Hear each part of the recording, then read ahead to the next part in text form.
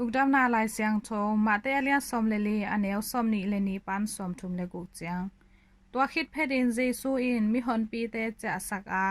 อันุงซุยเตกุนกวางตวงสักอินตุยกาขัดอามาไปสักฮีมีฮอนปีเตอาจะสักขิดจางอินทุงเงินจิงอินอามาเบกมัวตุงอาไปโตฮีนี่ตาคงตุนจางอินเจซูเบกมาตัวลายอาอมลายฮีอาฮีจงอินนุงซุยเตตัวนากุนกวางlấy lạc pan gam la pi ki har khin ta hu in amau te le mot a hi man in tui hwal te in gun kwang alok gop hi jing sang khowa kwan in jesu in amau lam zuan in tui pitunga apai hi a hi zong in nung zui te in tui pitunga ama hong pai amu chang in law lo in si kha hi chi in a ong u hi a hi zong in ama in amau te ho pi lung muang takin keima kahihi law ke un achi hi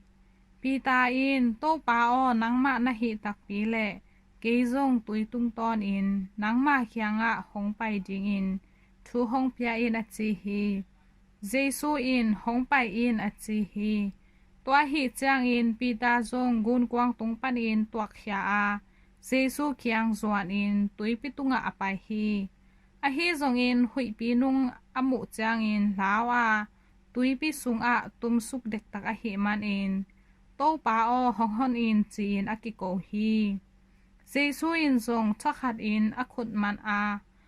na neu pa o bang hang in la lai na hi hiam a chi hi gun kwang sunga atunu chang in hui pi zong adai pa hi gun kwang sunga a om teng in ama phya in nangma in pasian tapa tak tak na hi achi u hi amau te tui gala ka khiru chang in Genesaret gam atungu hi